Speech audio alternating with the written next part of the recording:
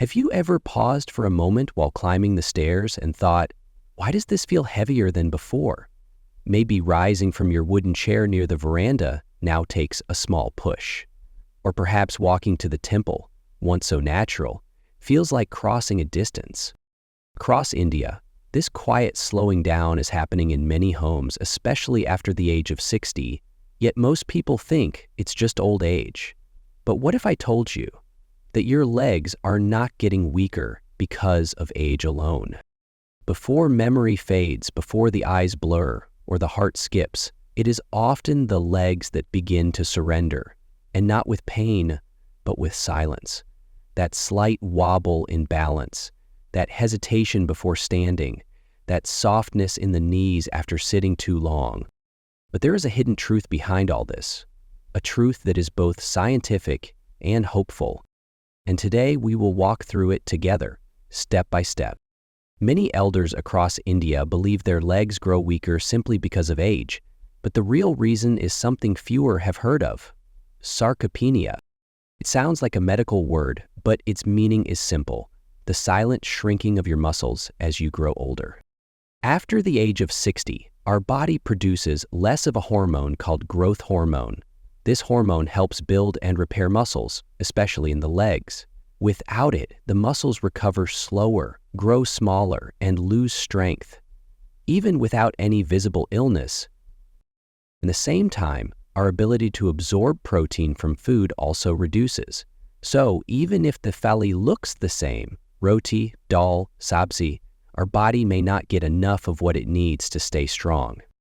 Add to that one more invisible enemy: low vitamin D. This nutrient, often ignored, plays a key role in muscle balance and leg control.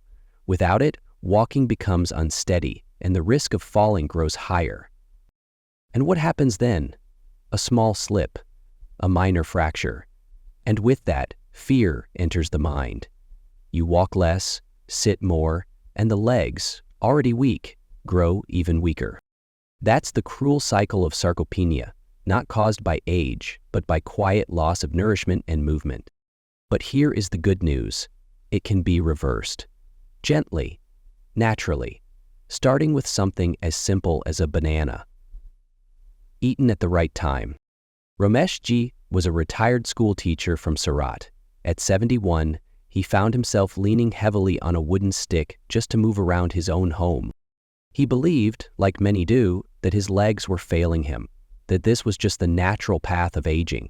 Maybe this is the beginning of the end, he once whispered to his son. But life had other plans. One day, during a visit to a local physiotherapist, something simple changed: his diet. The doctor asked just two things: add more protein and do 5 minutes of light stretching each day. Rameshji was skeptical, but he agreed. He started eating a boiled egg in the morning, added a little paneer to lunch, and took short walks around his garden. Within 6 weeks, the stick was gone. He could walk to his puja room again. He even began joining his wife for evening tea on the balcony without support. "I thought my legs were gone," he once said. "I didn't know they just needed care." And that, dear listener, is the truth. Legs don't grow old. They simply ask for nourishment and a little faith. In many Indian homes, the banana is a symbol of health, offered to God, sliced with salt and haldi for digestion, or eaten during fasting. It is trusted, familiar, and comforting. But few elders know just how powerful this fruit is for muscle health, especially for the legs. Bananas are rich in potassium, a mineral that acts like a signal line between your brain and your muscles. When the signal is strong, the legs respond smoothly. When potassium is low, you may feel cramps, stiffness, or sudden fatigue. One medium banana gives you around 400 milligrams of potassium, along with magnesium and calcium. These three work like a team to reduce spasms, improve balance, and keep muscles awake. But here is the key: timing matters. Most elders eat fruit early in the morning or late at night, but for potassium to truly support your muscles, the best time to eat a banana is around 5:00 p.m. or about 1 hour after dinner. At this time, the body is winding down and preparing for recovery. Avoid eating it straight from the fridge. Cold fruits in the evening can upset digestion in older bodies. Room temperature is best. Even Arnold Schwarzenegger, known for his strength, adds banana to his daily protein shake, not for sweetness, but for muscle support. But a banana alone is not enough. It's only one piece of the puzzle. The next key is a vitamin that comes not from pills, but from light. When people hear vitamin D, most think of bones. And yes, vitamin D helps absorb calcium, keeping your bones strong. But that's only half the truth. Vitamin D also plays a quiet but critical role in leg strength, balance, and muscle control, especially after 60. Low vitamin D is common among elders in India. Many avoid the sun due to heat, tiredness, or skin concerns. But this small habit quietly affects the legs. Without enough vitamin D, the posture becomes unsteady, steps grow shaky, and even standing from a chair feels like a challenge. The solution? Just 10 to 15 minutes of gentle morning sunlight. Between 7 o'clock a.m. and 9 o'clock a.m., let the light touch your arms, your face, your feet. No pills, no cost, just nature doing its work. But what if sunlight is hard to get? You can add vitamin D-rich foods. Egg yolks, fortified milk, fatty fish like salmon or rohu, even 1 spoon of desi ghee. For vegetarians, many brands in India now offer vitamin D fortified dairy, available at local stores. Still unsure? Ask your doctor for a blood test called 25D. Ideal levels are around 20 ENG/ml, and your doctor can guide you further if supplements are needed. With vitamin D and potassium working together, your muscles begin to feel more stable. But to truly rebuild strength, there's one nutrient that matters most after 60.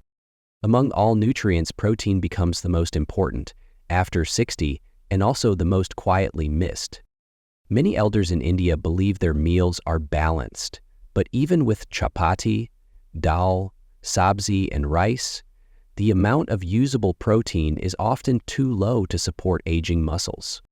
Why? Because as we grow older, our body becomes less efficient at using protein to repair and rebuild. The same dal that nourished you at 40 may no longer be enough at 70. This slow loss of muscle is not a disease, but it is dangerous. It weakens balance, increases fall risk, and reduces energy, especially in the legs. So how much protein is enough? Experts suggest 20 to 35 grams per meal, spread across the day. It sounds like a lot, but it's quite manageable with Indian food. 1 boiled egg, 6 g. 1 bowl of thick moong dal, 13 g. 100 g paneer slice, 18 g. 1 besan roti or a bowl of chana adds more. Even almonds, sesame till, or peanuts add value, and no, vegetarians don't need to eat meat. Combining dal with rice or roti with chana creates complete protein. Just one tip, don't eat all your protein in one meal. Divide it gently, breakfast, lunch, and dinner. That way, your muscles stay fed all day. Let me tell you about Pushpa Ben from Gujarat. At 68, she was tired and weak. She thought it was arthritis, but her diet was missing protein. With just curd, paneer, and soaked moong daily, and a short 15-minute walk, her energy returned in 4 weeks. She now smiles and says, "My legs feel 10 years younger." Eating the right food is powerful, but eating it at the wrong time quietly reduces its benefit, especially for elders. A study in the Journal of Nutrition 2022 revealed that older adults absorb 30% less protein when consumed too late in the day or all at once. The body simply cannot process it as efficiently. In many Indian homes, elders skip breakfast or eat very little. A cup of tea, maybe some biscuits. Lunch becomes the only proper meal. And dinner? Often eaten too late, after 8:30 p.m., when digestion is already slowing. This pattern quietly harms the legs. To truly support muscle recovery, protein should be evenly spaced across the day. A boiled egg, or curd in the morning. Dal and roti at lunch. Light khichdi or paneer with vegetables at dinner. Eating all your protein at dinner is like pouring water into dry soil at night. most of it won't be absorbed. And it's not just about protein. Fruits, like bananas, when eaten cold or too early in the day, may not support the legs as well as when timed correctly. The key is timing with intention. Start early. Feed your body when it is most awake. That is, when absorption is highest and healing is fastest. Because with the right timing, even a simple bowl of dal becomes medicine for your legs. In many Indian homes, some daily habits, done with good intentions, quietly weaken the legs over time, not because they are wrong, but because they are misaligned with what the aging body truly needs. Let's explore these silent mistakes. 1. Skipping meals or eating too little. After retirement, many elders eat less, believing they need fewer calories. But your body is still repairing, digesting, and maintaining muscle. Without enough fuel, especially protein, the legs start to shrink in strength. 2. Eating only fruits at night. Fruits are healthy, yes, but on their own, they don't provide enough protein or energy after a long day. This light dinner often leads to poor muscle recovery and leaves the legs feeling tired the next morning. 3. Not drinking enough water. Elders often forget to hydrate, especially in warmer states. Without water, muscles lose flexibility. Tiny nerves around the calves and thighs become sensitive, causing morning cramps, stiffness, or heaviness. 4. Sitting too long. Whether it's chai, TV, or afternoon naps, long hours of sitting reduce blood flow in the legs. Muscles weaken, balance fades. Even 5 minutes of standing every hour can prevent this silent wasting. 5. Just-in-case bathroom visits. Going to the toilet before bed out of habit trains the bladder to feel urgency too soon. It becomes overactive, causing disturbed sleep, which affects muscle recovery. And the most powerful mistake of all? 6. Believing, this is just old age. This thought, repeated quietly, becomes a habit of the mind. When you stop asking your legs to move, stretch, or stay strong, they stop trying. But the body is still listening, even at 70, even at 80. These mistakes are not failures, they are simply habits waiting for a new rhythm. You don't need a gym, you don't need equipment, you don't even need to leave the house.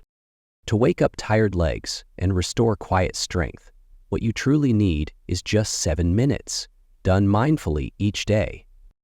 Let's begin with the most powerful, yet simple, movement. Chair squats. Sit down and stand up slowly from a sturdy chair, 10 times. Feet flat, arms by your side. Breathe gently. This single movement activates your thighs, strengthens your knees, and rebuilds leg trust.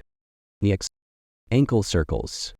While sitting, lift one foot and make slow circles in the air, 10 times clockwise, 10 counterclockwise. Repeat with the other leg. This improves blood flow and prevents stiffness, especially in the mornings. Then, toe lifts and heel lifts. Stand near a wall, lift your toes for 5 seconds, then your heels. This strengthens your calves and improves balance, especially helpful for temple steps or uneven roads. Finally, marching in place. Just 1 minute of gentle marching, raising each knee slightly, is enough to keep leg muscles awake and joints mobile. Together, these exercises take less than 7 minutes. They don't just move your legs, they speak to them. You still matter, I still need you. And when your legs hear that message, they begin to respond not with pain, but with quiet strength. So if there's just one change you make today, let it be this. Add 1 egg, 1 spoon of dal, 1 step more. Your legs will thank you, maybe not tomorrow, but surely 5 years from now. And if this message touched your heart, please type the words "strong legs" in the comments. It tells me you are walking this path with me, not behind, not ahead, but together. If you found this video helpful, please subscribe to this channel, not for me, but as a gentle promise to take better care of yourself. You may also wish to share this with someone close, a cousin, a neighbor, a friend, who may be silently feeling unsteady. Because sometimes one small change, shared at the right time, can quietly change someone's life. Until we meet again, may your steps be steady, your heart light, and your days full of movement and joy.